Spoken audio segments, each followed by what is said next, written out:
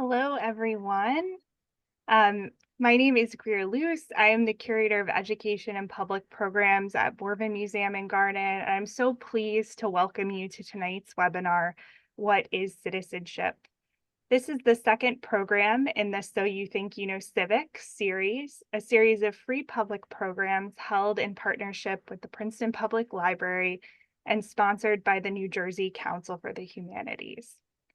Responding to our missions to engage communities in conversations around democracy and civics leading up to the 2024 general election and the 250th anniversary of the Declaration of Independence in 2026, the series will unpack big questions about the past and present of the US government. As the home of a signer of the Declaration of Independence, as a site of slavery in New Jersey, and as the state's first governor's mansion, Morven's history is undeniably tied to the complicated and often conflicting founding ideals of America. We're grateful for our partnership with the Princeton Public Library to facilitate humanities-fueled learning and conversations around these big ideas. Tonight's program is no exception. We'll be approaching the big idea of what is citizenship through the specific lens of civics education. How are we building citizens? And what does that mean? We have a great speaker here tonight to help us navigate that discussion. First, I'd like to invite Cliff Robinson, Public Humanities Specialist at the Princeton Public Library, to join us for some words of welcome. Cliff? Hello, everyone. Thank you for that wonderful introduction, Greer. And thanks for organizing and participating in this event. Beyond that, I guess I'd like to thank the Morven Museum and Garden and the New Jersey Council for the Humanities for supporting this effort. On behalf of the library, I'll say that we are happy to be co-hosting and thrilled to be involved in this work. I'll keep this very brief, but I do want to finally thank Holly Corby for being here and joining us for what promises to be a really stimulating and thoughtful program. So with that, I'll hand it back to Greer, and thank you again. Thank you so much, Cliff, and thank you to the Princeton Public Library for being such amazing partners on this project, and for the New Jersey Council for the Humanities for sponsoring the series. Before I introduce our speaker, Holly Corby, I just wanted to remind everyone that we will have time for questions, answers, thoughts, and comments following the presentation. Please feel free to use the Q&A box or the chat box at the bottom of the screen to share your questions, but also your thoughts or comments, experiences related to the topic.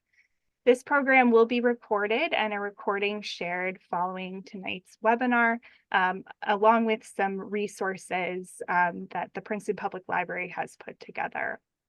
It's now my pleasure to introduce tonight's speaker, Holly Corby. Holly Corby is an education and parenting journalist writing about teachers, parents, and schools for a national audience.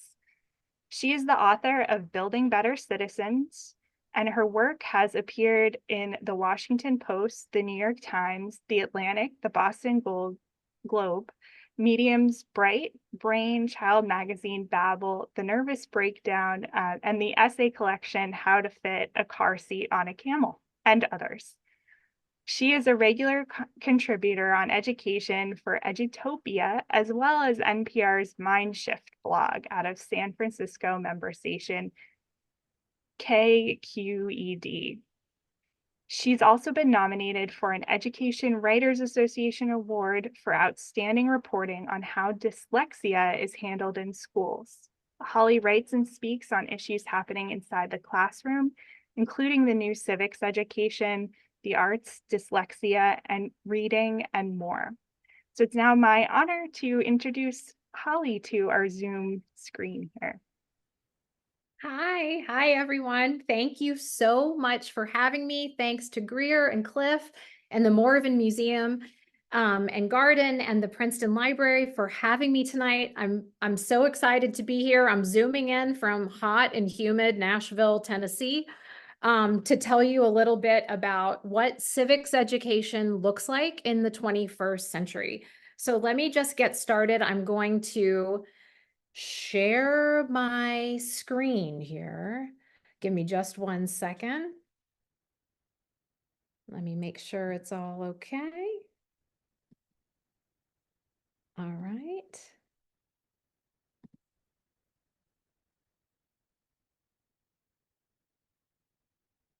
All right, so why civics education matters and how classrooms can pull it off successfully. So in 2019, I wrote a book called Building Better Citizens, which focuses on what 21st century education looks like. So I'm here tonight to share with you what I've learned about the state of civics education across the country. And I want to build the case for why we should all be paying more attention to how schools teach civics. But then after I show you all the stats and research, I also want to take some time to share some outstanding examples of civics education happening in schools as well. So it is being done, even if it's being applied somewhat unevenly. At the end of my presentation, we're going to have a Q&A and discussion, as Greer said. So please ask questions and share your experiences.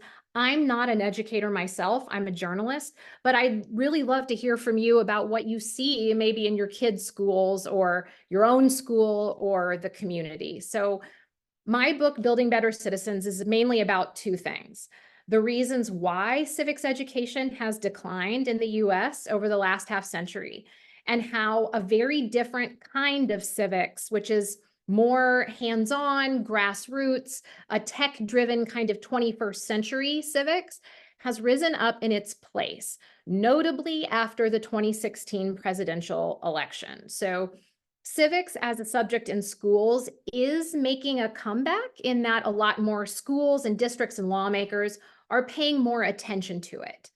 And a lot has happened since I published the book in 2019. For example, since the book came out, about 29 states have made it a graduation requirement to pass the US citizenship test. So it's not much, but it's something. But in addition, some states have also made laws restricting what teachers can teach in history and civics classes as well. Make no mistake, we have an awfully long way to go if we want to provide a cohesive, holistic civics education for students. So one that begins in elementary school and goes all the way through high school and covers a broad and deep range of history and government and what it means to be an engaged citizen in the 21st century. So why did I want to write a book about the extremely sexy topic of civics education? So I wanted to give you just a little bit of background. The idea for the book came in 2017 after the extremely divisive 2016 presidential election. So I began hearing from teachers that a lot of the hateful behaviors we saw during the run-up of that election, they were also seeing among students on campus. So teachers were worried that so many students didn't seem to understand key provisions of the Constitution, the concept of free speech or the right to assemble or other ideas. And teachers I spoke with all said basically the same thing. Well, the problem is we don't teach civics anymore. To which I replied, okay, wait a minute, we don't teach civics? But, thinking about my own schooling, I never took a civics class in middle or high school. I grew up in Evansville, Indiana. This was in like the late 80s and the early 90s. And I got pieces of it through history classes, but certainly never focused only on civics. So after I did a little research and reporting, this turned out to be true. Most schools don't teach civics in a systematic and organized way.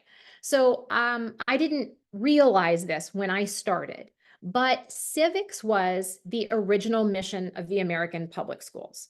So civics is the reason the public school system was created. So the founders were concerned that the idea of America and how America was going to operate was so new, and it was an experiment, that Americans really needed to understand their rights and responsibilities as citizens if this big idea of a democratic republic was going to work. So people had to participate in order for it to work. So their idea was that they needed to teach people how to do it. Public school founder Horace Mann explicitly stated that learning citizenship was a key driver, as part of his argument for why America should provide a free education to kids. So what I learned was that this original mission in the last half century or so, the last 50, 60, 70 years, has really fallen off the map for a lot of schools, and there are good reasons for this. So the first reason civics education disappeared is that schools have really changed. In the last half of the 20th century, the core mission of public schools changed from educating for democratic citizenship to focusing much more on college and career readiness. In one review of school mission statements performed by the Thomas B. Fordham Institute, researchers found that 60% of the nation's 100 largest school districts didn't even mention civics, citizenship, or educating for democracy at all in their mission statements. So schools, many of them have gravitated towards this idea of global citizenship, which is not a bad thing. But they have also, mixed that with the central purpose being, college and career readiness and kind of this global citizenship, that much less attention is being paid to actual civics, and for this country. So also the curriculum has really changed. So what schools focused on teaching has really changed over the last 60 years.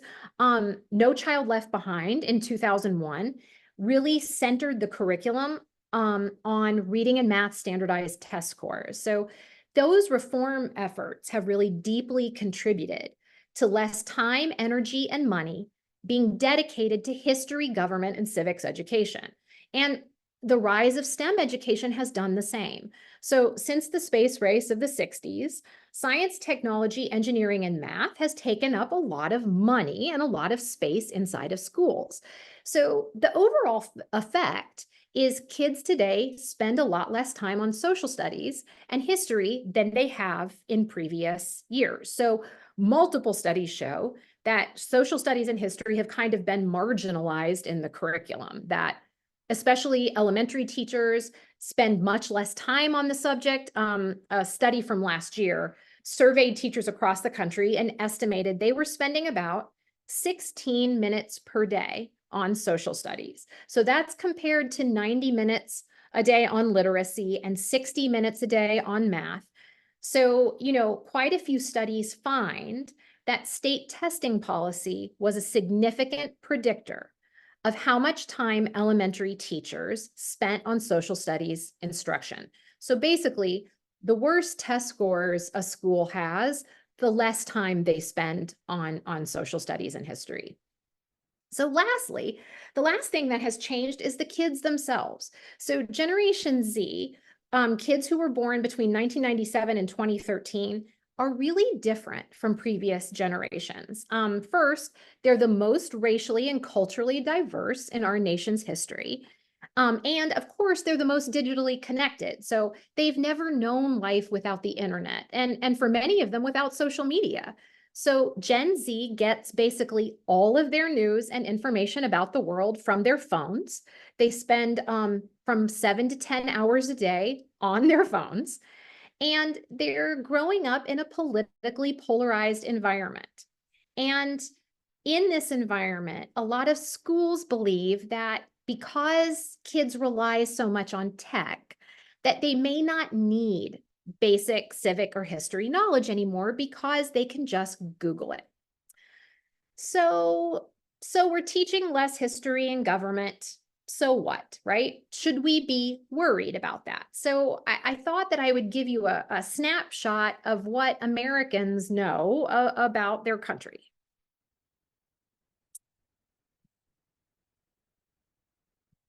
So we'll start with adults, and then we're gonna look at kids. Some very basic measures of what adults know. So this is from the Annenberg Public Policy Center. So less than half of US adults, about 47%, could name all three branches of government in 2022.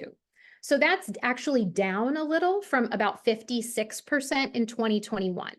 So the height of knowledge actually was in 2016, when I think that we can all agree now was this pivotal year where people were paying more attention probably. Also according to Annenberg, the number of respondents who could unprompted name all 5 freedoms guaranteed by the First Amendment was about 1 in 4 people. So about 24% of people, that some people knew more than others, right? So about 63% of people could name freedom of speech. About 20% of people could name freedom of the press. Right of assembly, really low, 16%, and right to petition the government, only 6% of people could name that as a fundamental right. So as adults know very little about how the government operates, simultaneously confidence in our democratic institutions has collapsed. So also according to Annenberg, only 5% of Americans have a great deal of confidence in Congress. For the Supreme Court, it's 13%, and for the presidency, 16%. So researchers do know that, civic ignorance and distrust help fuel political polarization. So, they know that this distrust in part is fueled simply by misunderstanding the very basics of our government system. So the last thing I want to share with you is from the World Values Survey. So this is a survey that they take young people's political and social and cultural attitudes from all over the world I think every 10 years. So in the last time they performed the World Values Survey, what they found was that only 32% of young people ages 18 to 25 said that it was absolutely essential for them to live in a democracy. Only 1 in 3 young people said it was essential for them to have free and fair elections. And 16% of young people said that they would be fine with military rule. And one thing that the World Values Survey that they point out is that number is small, but it is rising. So it was actually 10 or 11% 10 years before. So they've highlighted that as something to watch. So what do students know? So the biggest and the most alarming piece of knowledge about this is from the National Assessment of Academic Progress, also called the NAEP test, which is the nation's report card. It's sampled from thousands of students across the country every few years. So the numbers from 2018 were pretty dire. That's when I wrote the book. But in 2022, I'm sharing with you the latest numbers because the numbers have actually declined since 2018. So the average US history score for 8th graders decreased by 5 points compared to 2018 and 9 points compared to 2014. So in 2022, 13% of American 8th graders scored proficient on the NAEP test in US history. So, and if you look at the slide, you'll notice that, history scores now are actually lower by 1 point than when they started giving the test back in the 90s. So NAEP civics scores are not much better. So 8th grade civics scores also declined by a little, but the numbers there have always been so low that the decline isn't nearly the story that the overall performance is. So in civics, more students fell into the below basic category, the very lowest scoring category in 2022. So 31% of 8th grade students scored below basic in civics knowledge. And about 50% of students make up the basic category. So only about 1 in 5 8th graders across the nation scored proficient in civics. And if you're interested in this, like what kinds of questions does the NAEP ask? Like what are students expected to know? You can go to the NAEP website and look at sample questions, you know, and it's kind of interesting and fun. You can gauge whether you know answers to some of the questions. So I did this, and I think that you will find that the incredibly low scores is that, you know, a lot of schools don't teach some of really basic civic knowledge stuff. And that's why kids don't know it. So next, let's look at civic participation in the US. You know, for a variety of factors, the US has some of the lowest civic participation in the world. According to Pew Research Center, voter participation numbers have risen in the last few years. Again, at that magic date in 2016, voter participation has actually gone up. So about 60% of the voting population votes in presidential elections, about 40% turn out for the midterms. This is much higher than we were 20 years ago. Midterm elections 2 decades ago was something like 24% of people, but it's still lower than many democratic countries. We are also, when it comes to volunteering, according to the US Census Bureau, about 1 in 4 Americans volunteer their time to charitable causes. So that's about 60 million adults. Of course, as one teacher pointed out to me in one of these talks, you know, participation numbers don't tell the whole story because she said, you know, North Korea has really high voter turnout. So, but it gives you an idea of what we're looking at. It's not just civic participation that we should look at. We should also look at community involvement. And this is a really important metric that's sometimes overlooked. So due to a variety of factors over the last couple of decades, many American communities are really struggling. Community is an important part of civic life in a democracy. It's the idea that one can rely not just on the government, but on one's neighbors, schools, houses of worship, community organizations. It's incredibly important, researchers say, to a sense of belonging and responsibility. So Americans are doing poorly in this area. Today's Americans tell researchers that they are increasingly lonely. So according to a study done by Cigna's data collection agency called Morning Consult, 58% of American adults say they have no one to talk to and they feel lonely. And for Black and Hispanic Americans, that number is even higher. It's 68%. So something similar is happening with young people. And I'm sure everyone here knows or has heard that young people are having an exceptionally hard time right now, sky-high rates of anxiety and depression. But kids are also saying that they're lonely. So in a 2023 study, 20% of 8-year-olds say that they feel consistently alone. And among older kids, among teenagers, that number jumps to 39%. And teen males in particular report very high numbers that no one really knows me. So American kids are increasingly living in these civic deserts. A study performed by the Circle Center of Youth Civic Research at Tufts found that 60% of rural teens and 30% of urban teens live in areas where there are few or no opportunities to engage in civic or community life. So we're thinking of things like community sports, community centers, arts organizations, religious organizations. Increasingly, Americans are bowling alone, a term coined by sociologist Robert Putnam. So Americans join fewer social and civic organizations like the PTO, the local bowling league, and especially after the pandemic, they are getting together with friends and community much less often. So these loose community ties actually play a really important role in democracy. So that's kind of like the picture of where we are now.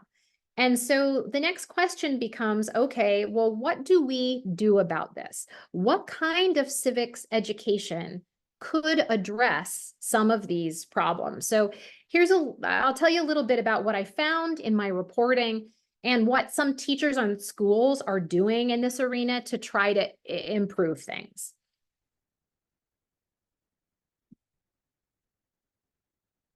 So after understanding the size and scope of the problem, I began to understand how crucial schools were in educating Americans about being engaged citizens. So I kind of wanted to dig into what schools and districts and educators were doing about it.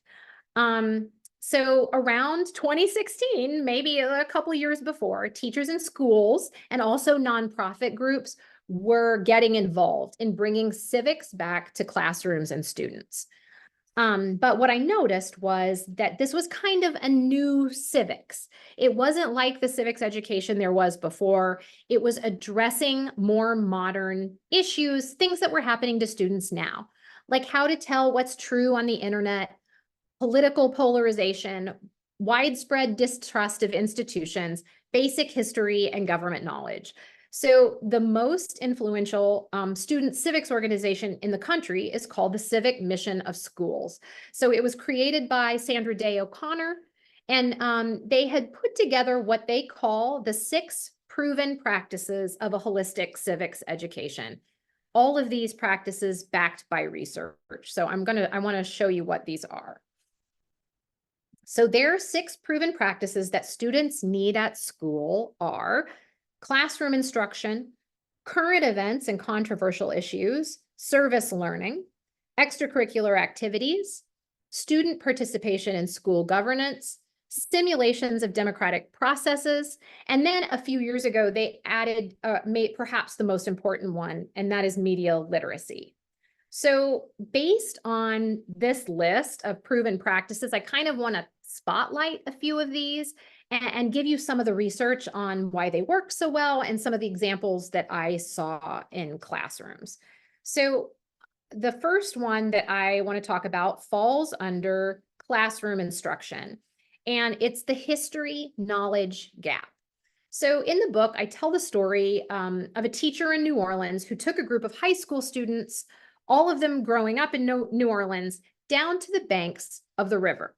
And she asked them to tell her what was the name of that body of water. So out of all these students who had lived there their entire lives, no one knew. So to think of how integral the Mississippi River is to the founding of New Orleans and connected to its history, and to think that the students knew a lot of things, but didn't know the name of the river they lived on was astonishing to her. And it highlighted for this teacher the magnitude of what she needed to do to start with the very basics of civic knowledge and no fancy stuff. Let's get down to the basics. So knowledge of our government, geography, history of the US might be the single most important task of civics education at this moment. And what I like to say is boring old facts actually do matter. At the turn of the 21st century, I'm sure you'll remember, it was the digital revolution. It was declared that students no longer needed to memorize boring old facts because now we had Google.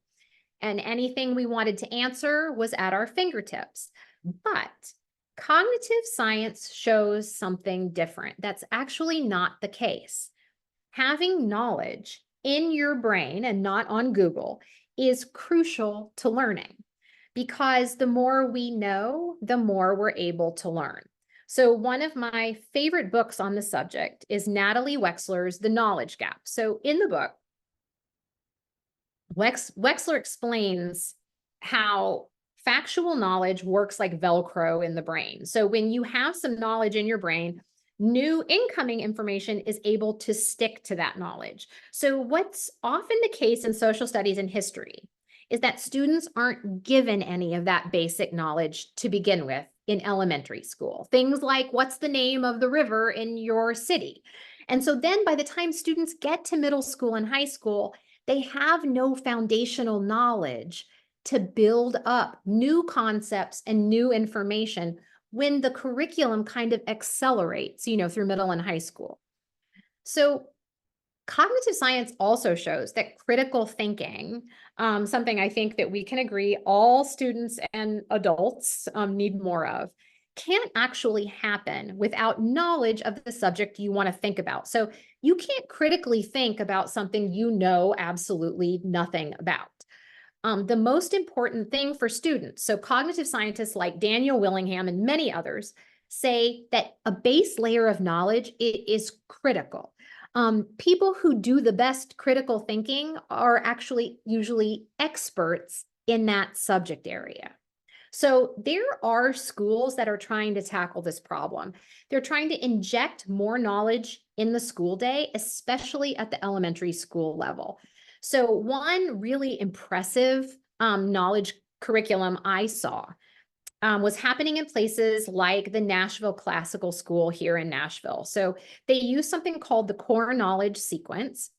And the curriculum focuses on a lot of really basic knowledge about the world. So kids are reading tons of books about history, famous people in history, geography is a real priority. The day I was there visiting, I was watching second graders learning about ancient Greece, and they were doing these really fun like songs and dances all about the Greeks and how they invented democracy. It was really catchy, easy to memorize. Easy to remember. And that's how they were building that background knowledge for students. So the core knowledge sequence focuses really heavily on history and geography knowledge in kindergarten through 8th grade.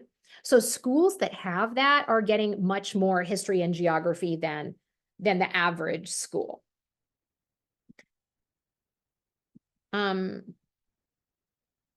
So a second example comes from the current events and controversial issues proven practice. And that's teaching young people how to talk and listen to people they disagree with, and how to have productive conversations about controversial topics in our deeply polarized age. In the book, I cite the work of Diana Hess and Paula McAvoy, two researchers who wrote this book called The Political Classroom. And in their research, they found that talking about controversial topics is very beneficial to students. So students who participate in classroom discussions about anything from abortion to Trump's conviction to whatever, those students end up becoming more politically and civically engaged as adults. They watch the news more and they register to vote at higher rates. But the researchers noted that the important thing is a well-trained teacher to handle these topics with care. So teachers going into these discussions obviously need to be really prepared. You know, if you're going to have a classroom discussion about abortion rights, you are going to want to set the parameters of that conversation. They made a note that you cannot just shoot from the hip. You can't walk into a classroom full of teenagers and say, well, so how about that Trump indictment, right? Like that is not a good way. But for teachers who do plan these out and think ahead, a well-planned conversation really works for students. And you know, I know that recent events and laws and challenges have made these classroom discussions much more difficult. Parent groups are kind of scrutinizing how some of these things get taught. But there are educators who are doing great work on these topics despite the restrictions. So one really exciting example I saw was at Hume Fogg High School, also here in Nashville. And here in Tennessee, we do have some pretty restrictive laws on what teachers can say. But Amanda Smithfield, who's the librarian there, created a lunchtime club called Project Civility. So kids meet at lunch once a month and Smithfield polls whatever is the most controversial current event happening in the news, and they come in there and they discuss it together. So the reason she started the club is because the school in general swings very liberal, and she felt like the more conservative kids felt like they couldn't voice their real views because they felt intimidated, even if it was, subtle or understated. So Smithfield told me personally she's a Democrat, but that doesn't matter. She said, that's not right. Part of being an American is to be able to express your views and talk about this stuff with others. So she created this club as a space for everyone to express their views, and it's very popular, and a lot of students show up for it. But these, she has these very important parameters around the conversation, and the parameters have become key to its success. So at Project Civility, the first thing kids do when they get there is they all stand up and they recite the First Amendment together in unison to make sure that everyone understands what their rights and responsibilities are as Americans. So they all put on these little name tags identifying themselves. I'm a Republican, I'm a Democrat, I'm an independent, I'm a libertarian. And they do that so Smithfield can mix them up into tables. So there's a mix of kids at each table. So they read 2 opinion pieces about a controversial topic. So the day I was there, the Brett Kavanaugh hearings were happening. So it was a very controversial topic, and they read their opinion pieces and they dug right in. The only 2 rules are you have to let people finish what they're saying before you start talking. And any claim you make has to be supported by evidence. So you can't just freelance and say you got it from TikTok. And when the students started discussing, it was the most exciting experience. They were discussing the facts of the case. They were arguing and trying to persuade each other. Smithfield makes a big deal to the kids that this is not a debate club. You're not getting points. You're not trying to win. The whole object of Project Civility is to listen. So she thinks that getting students used to hearing ideas and opinions that differ from what they think is really good for students, as long as when you rebut them, you do it with evidence. So, I thoroughly enjoyed being there. What was shocking to me was how much agreement there was between kids. They thought they were totally on opposite sides of the issue, but there was a lot of overlap. And it got me thinking about Americans in general, and maybe if we could just talk to each other. I don't know if that would work or not, but so another important practice is media literacy, and tackling how to teach students to tell true from false on the internet is a top priority of the new Civics. So I met Sam Weinberg, who's a history professor at Stanford University, and he told me, look, if we don't do this right, if we don't show kids what are reliable news sources and what are crappy news sources and places to get your information, he said, we're going to take democracy down. Weinberg has done about a decade of research into what students are able to do on the internet. And he's found that about 80% of middle and high school students have absolutely no idea how to tell the difference between real news stories and advertisements, news stories and opinion pieces or advertorials, or whether a piece of news, photo or video they see on TikTok or YouTube is from a reliable news source or not. The majority of kids have no way of knowing this.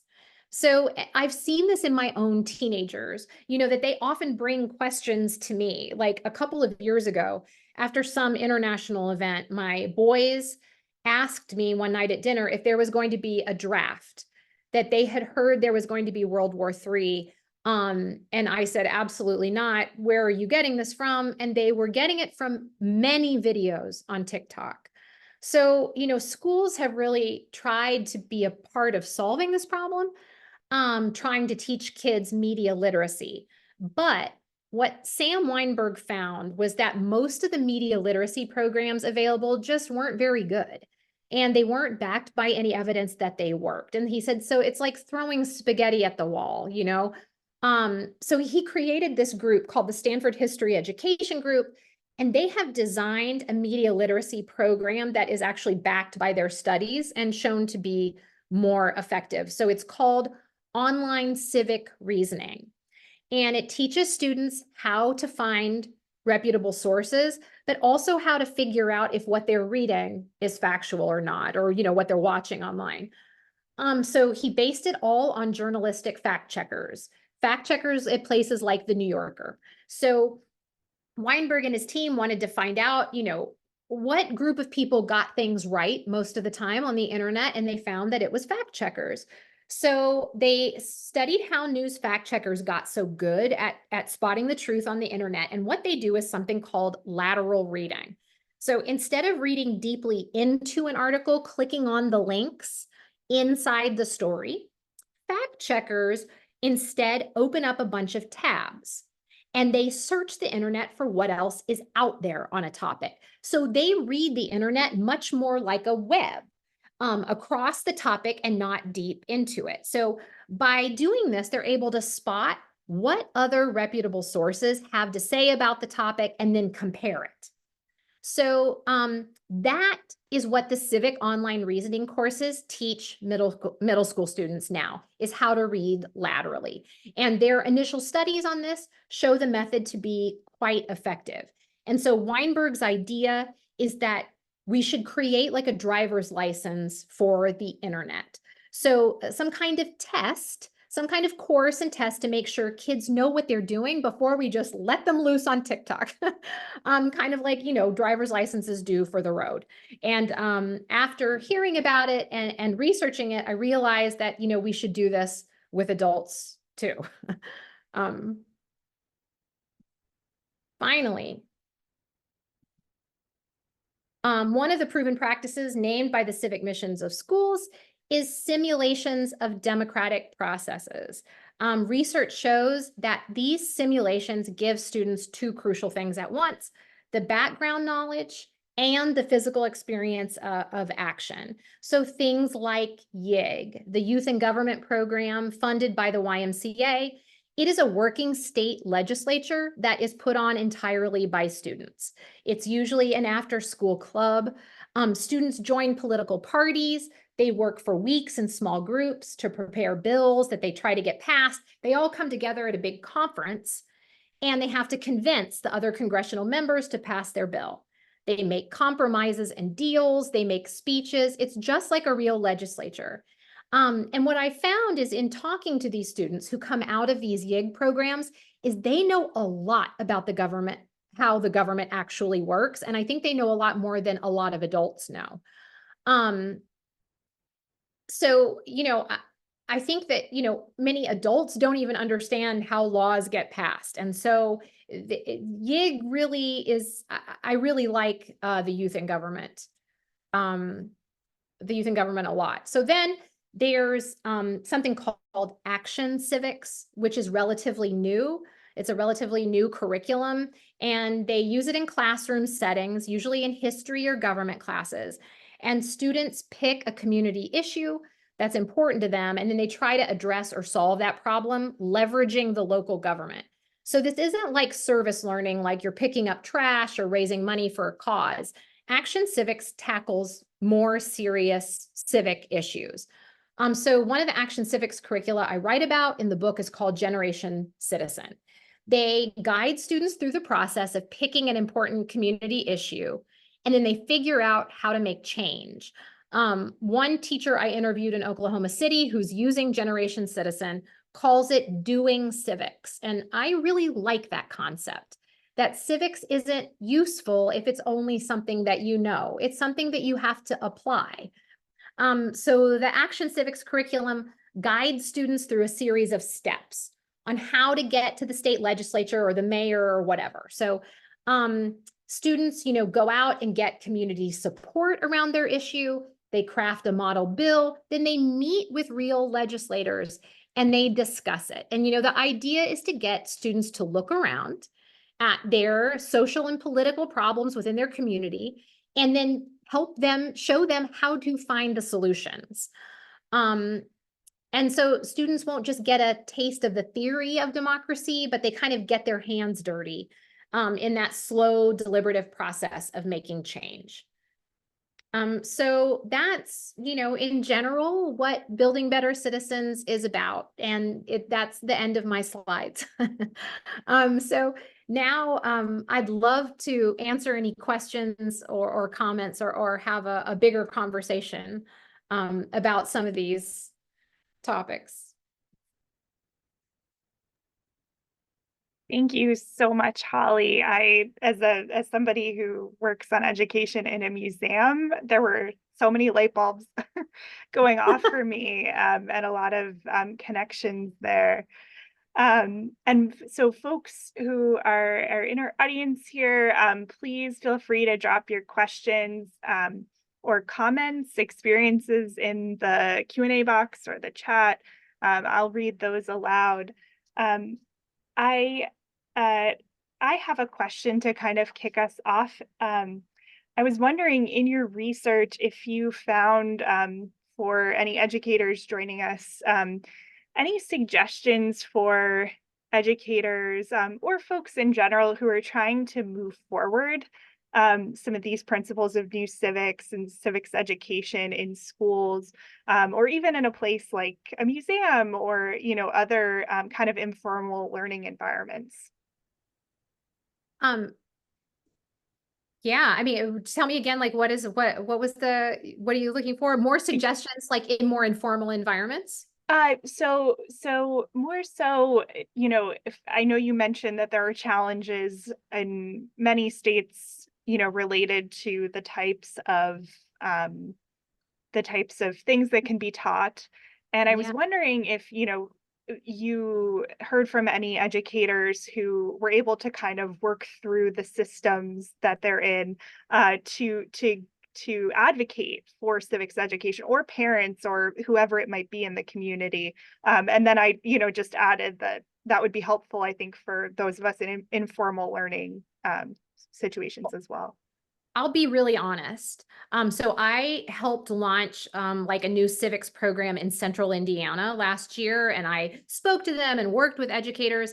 And I mean, the news is not great. So in a lot of states where they've made these really restrictive laws and, and parent groups that are really pushing back on a lot of this stuff, a lot of teachers have just said, you know what, I'm not going to touch it, because they're worried about getting in trouble with their principal. They're worried about some things. So as of right now, like, the news isn't great. And I think that, like, what I was talking about, Amanda Smithfield at Hume Fogg, that she has done something kind of special in that she has said, you know what, everyone's voice is going to be included. You just can't make stuff up. And so that has been super effective. Students really like it, and she hasn't gotten a lot of pushback from parents. So, I wish I had better news about things that you can do, but it's, it's a strange environment in America right now. Thank you for that. And that was such a cool program. I'm really glad you shared that. Again, one that I'm thinking, oh, that could work in a museum or a library. It's definitely not Yes. just K through 12 setting. So that you're absolutely right. And what I thought was so fun is kids showed up for it. The place was packed. Kids really like to argue. So they really, yeah, she knew exactly. And she got pizza. So, oh, that always helps too. That's great. We have a great question here in the Q&A. How do you think AI will affect media literacy? How do we teach people to recognize AI images, for instance?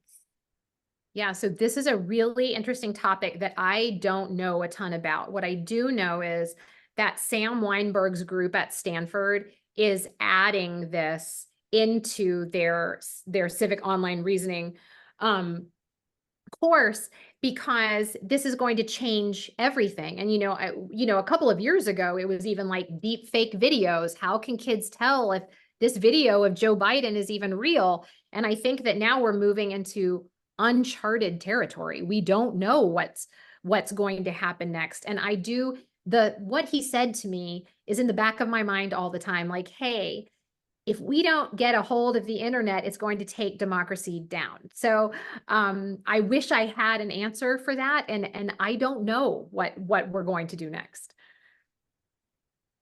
Have you given any thought to public service announcements where media would be required to create short informational pieces to teach about civics? It would be wonderful if the various social media platforms were required to do this as well. A little bit of a throwback to Schoolhouse Rock. I like that. Yeah, I mean, I think the Schoolhouse Rock, this idea of public service announcements about civic comes up again and again, especially for kids, but no movement has been made on it. So there are some growing civics education groups. So one is called the News Literacy Project. And so they are in schools, and they are teaching kids about the news. They are teaching kids, importantly, how news gets made, which I think is really important.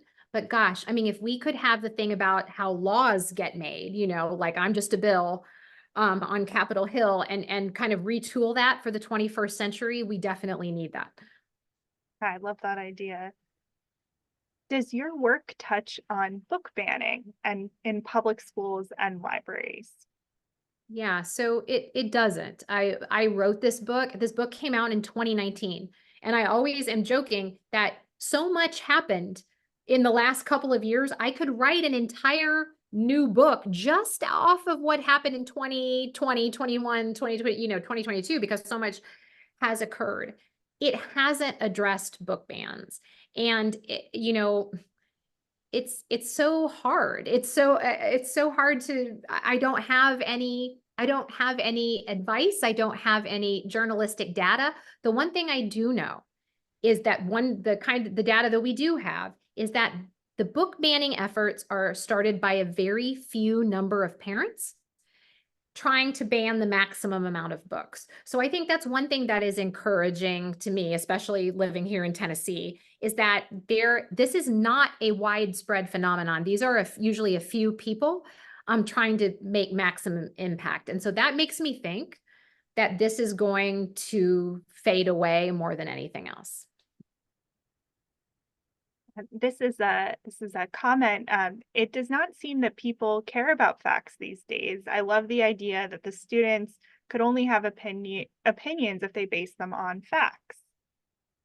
Absolutely. And I do think that school can play a role in transmitting that value to people. And I don't think they're doing a very good job at it now because of this kind of pervasive attitude. Oh, like, you don't need to know that, you can just Google it. I think that there is a way for schools to say to kids, hey, facts really matter. And now I'm going to share some facts with you. And so it becomes like a national value that we have. Yes, I mean, I think that schools can be much more intentional about facts. The same thing is happening in science. Science teachers are so worried about so much scientific misinformation happening that schools are scrambling to try to catch up to this trend. A great point.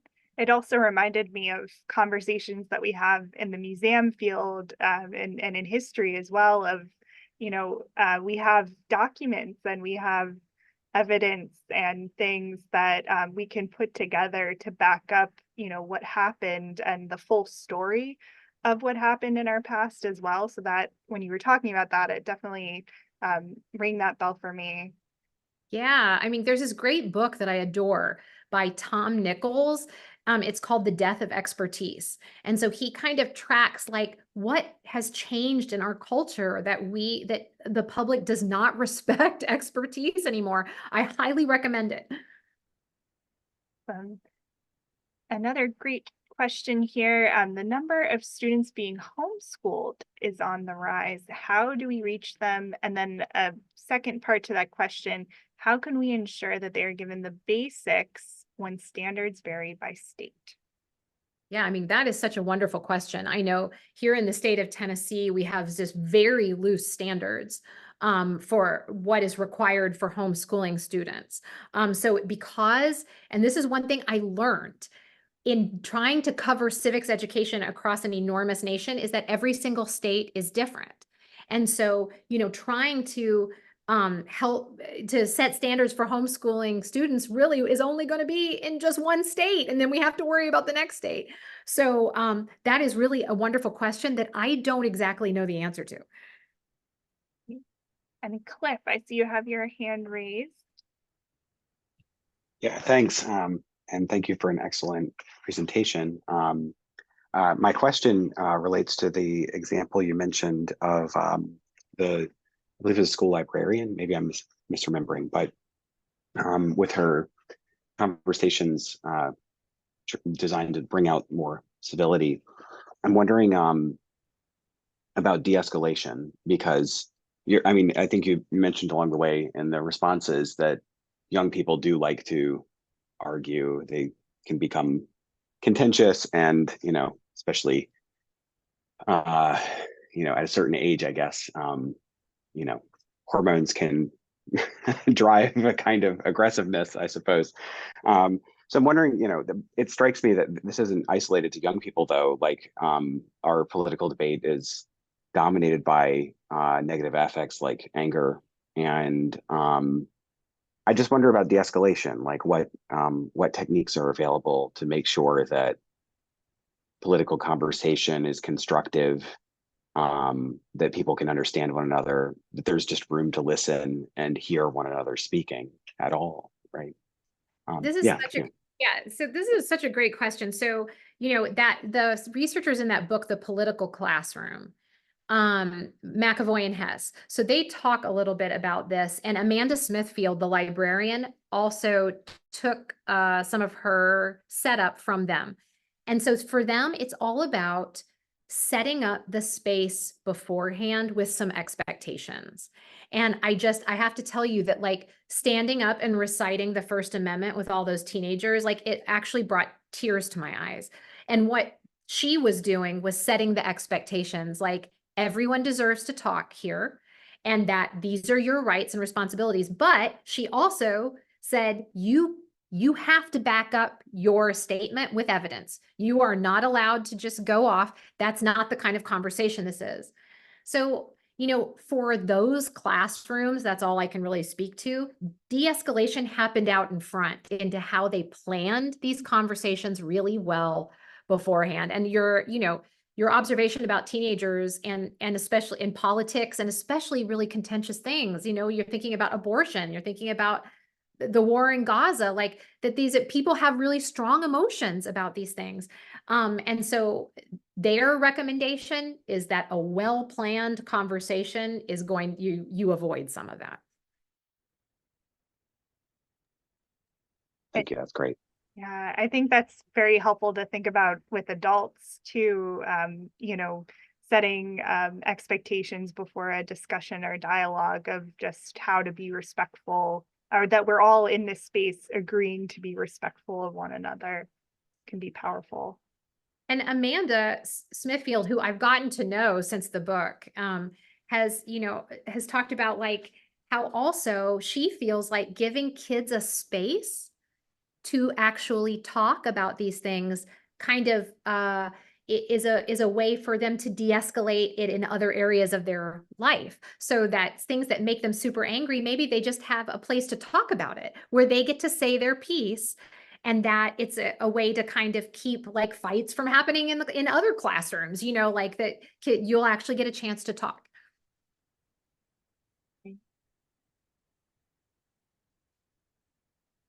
Going to do my final call for questions. We have a few minutes left here. Well, thank you, Holly, so much for a wonderful presentation and for answering our questions. This was a really enlightening and thought-provoking evening, and thank you for all the research and the work that you do as well. I think we're all taking a lot away tonight. So just thank you, thank you, thank you. That is awesome. Thank you for having me. Like I said, I love to share. Like, I want to build a case for people. Look at what your schools are doing. Ask them about civics. This is our responsibility. We should look into what schools are doing and help them make it better. Absolutely. Absolutely. Well, we look forward to seeing everybody who's here tonight on our future topics and programs in this series. We have 3 coming up this fall, so there will be some information about the next topics and speakers being shared via email. And thank you again, Holly. We're really grateful for your time tonight and wish everyone a wonderful evening. Thank you. Thanks very much. Take care. Thank you. Be well.